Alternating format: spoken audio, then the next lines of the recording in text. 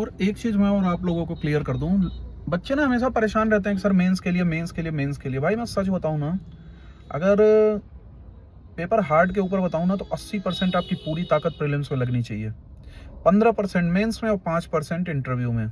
अगर प्रीलिम्स नहीं निकाल पाओगे, 10 साल तक तुम, 8 साल तक, 4 साल तक प्रीलिम्स ही नहीं निकालोगे, तो मेंस का कोई मतलब नहीं है भाई, कितनी भी तैयारी रहे।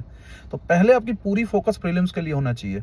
जिस दिन आप प्रीलिम्स क्लियर कर लो, उस दिन से मेंस के लिए मोर देन इनफ टाइम होता है। वो स्ट्रेटजी मैं अलग से बता दूंगा जो मेरे लिए काम किया, लेकिन पहले मुझे लगता है कि पहले आपका पूरा फोकस प्रीलिम्स पे होना चाहिए। कितना भी मेंस का तैयारी कर लो, प्रीलिम्स नहीं निकलेगा तो मेंस का कोई मतलब नहीं है उस चीज का। तो मेरे हिसाब से पहले आपका पूरा का पूरा फोकस प्रीलिम्स पे हो, पहले प्रीलिम्स निकालो। प्रीलिम्स एकदम, प्रीलिम्स में कई चीजें काम आती है, मैं 4-5 चीजें आपको लाइन बाय लाइन बता देता हूँ। पहली चीज, 2 घंटे में 150 क्वेश्चन। क्वेश्चन पढ़ने में बहुत तेजी स्पीड होनी चाहिए, क्वेश्चन आप धीरे नहीं पढ़ सकते हो। दूसरा, क्वेश्चन का की पॉइंट तगड़े से एक लाइन में पढ़ो, तुरंत की पॉइंट पकड़ लो कि क्वेश्चन पूछ क्या रहा है। ये नहीं कि उसको पढ़े जा रहे हैं, पढ़े जा रहे हैं, समझ ही नहीं पा रहे हैं। क्वेश्चन में सही गलत हमेशा ध्यान रखना, कई बार गलत पूछता है, लोग सही लगा के आ जाते हैं। तीसरा चीज, स्पीड के साथ। स्टार्ट में मैं आपको बताऊं कि क्वेश्चन में मैं वही करता था, भले लास्ट के 150 तक में मेरे 20 ही क्वेश्चन होते थे, लेकिन हमेशा मैं वही क्वेश्चन टच करता हूं जो श्योर शॉर्ट मुझे आते हैं। क्योंकि जब कॉन्फिडेंस एक बार आपका बिल्ड हो जाता है, तो आप वो क्वेश्चन भी कर ले जाते हो जो क्वेश्चन थोड़ा टफ होता है। शुरू में ही आपका कॉन्फिडेंस लूज हो जाएगा, समय खराब हो जाएगा, बाद में आपको पता चलेगा कि जो ईजी क्वेश्चन है वो तो हम छोड़ के आ गए।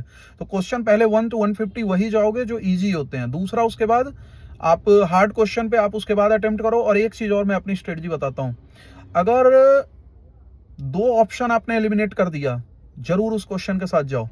3 ऑप्शन अगर आपने एलिमिनेट कर दिया तब तो सही हो गया, अगर एक ऑप्शन भी एलिमिनेट कर दिया तब भी करो, 1/3 के चांस होते हैं।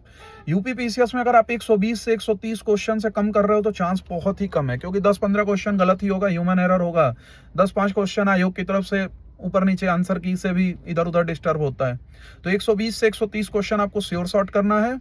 और इस चीज का मैं जो बता रहा हूं कि इस चीज का एलिमिनेशन मेथड, और ये सब कुछ आएगा प्रैक्टिस से। जितना से जितना अपने पेपर सॉल्व करोगे, मैंने विजन के पेपर सॉल्व किए, इनसाइट के किए, 3-4 और टेस्ट पेपर मैंने। और पीसीएस का कभी भी नहीं करना है भाई, हमेशा करना है तो आईएएस का करना है।